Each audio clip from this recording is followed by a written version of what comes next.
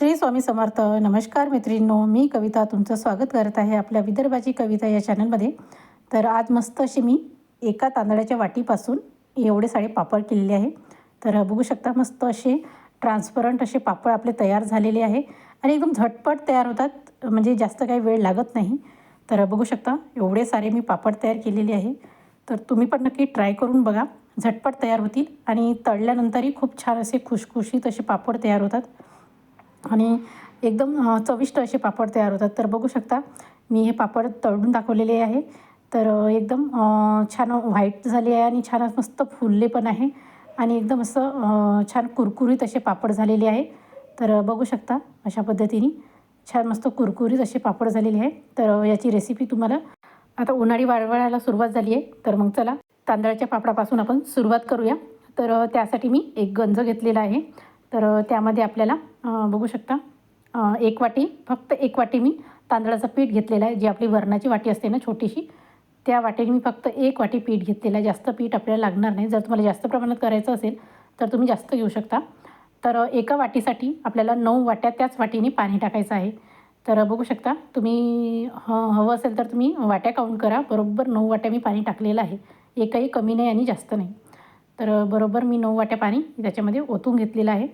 आणि आता हे जर तुम्हाला जास्त पीठ पाहिजे असेल तर त्याच्या डबल पाणी आपल्याला टाकायचं आहे. आणि आता 9 वाट्या पाणी आपल्याला हे टाकलेलं आहे आपण याच्यामध्ये.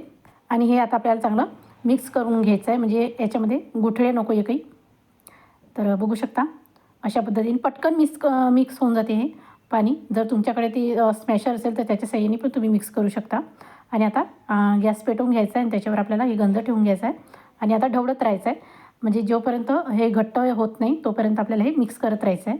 जर आपण मिक्स करत नाही राहिले ना तर खाली गुठळे तयार होतात.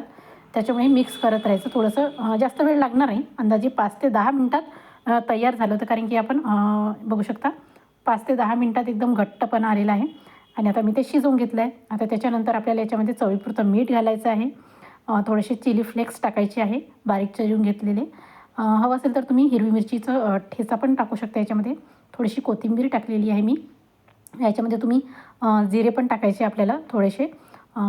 तुम्ही तीळ आणि ओवा पण टाकू शकता, पण मी ते काही टाकलेले नाही आहे, माझ्याकडे नव्हते ते अवेलेबल. आणि छान आता याला मिक्स करून घ्यायचं आहे आणि थोडंसं थंड होऊ द्यायचं आहे. म्हणजे गरम गरम कसे म्हणजे पसरत, म्हणजे पातळ राहतो ना तो, त्याच्यामुळे पापडाचा आकार येत नाही. थोडंसं थंड होऊ द्यायचं आहे आणि एका प्लॅस्टिकवरती अशा प्रकारे आपल्याला पापड पसरवून घ्यायचे आहे. तर बघू शकता एकदम ट्रान्सपरंट असे पापड तयार होतात आणि झटकेपट तयार झाले पापड हे.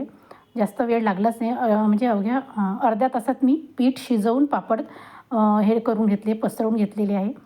आणि म्हणजे झटपट तयार होतात पापड. जर तुमच्याकडे जास्त वेळ नसेल तर तुम्ही अर्ध्या तासात पटकन हे पापड हे करू शकता, तयार करू शकता. आणि बाहेर वाळू टाकायची गरज नाही. मी घरातच सुकवलेली आहे. फक्त दुसऱ्या दिवशी काढल्यानंतर मी उन्हात थोडंसं म्हणजे 1 ते 2 तास वाळवले. त्याच्यानंतर घरातच हे पूर्ण सुकून जातात फॅनच्या हवेखाली. तर बघू शकता 1 ते 1.5 तासानंतर मी थोडंसं हात लावून बघितलं तर एकदम एकही चिकटत नाही आहे आणि थोडेसे सुकलेले आहे.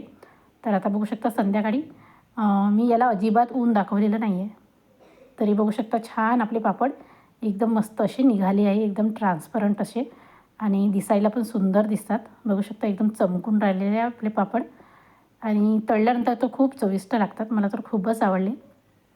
आणि बघू शकता आता अशा पद्धतीने आपल्याला हे सगळे पापड काढून घ्यायचे आहे. तर मी परड्यावरती काढून घेतलेले आहे आणि आता आपल्याला याला ऊन दाखवायची आहे बाहेर. तर बघू शकता अशा पद्धतीने आपले पापड तयार आहेत. तुम्ही नक्की ट्राय करून बघा. आणि तुम्हाला जर अशाच रेसिपी पाहिजे असेल तर चॅनलला नक्की सबस्क्राईब करून ठेवा.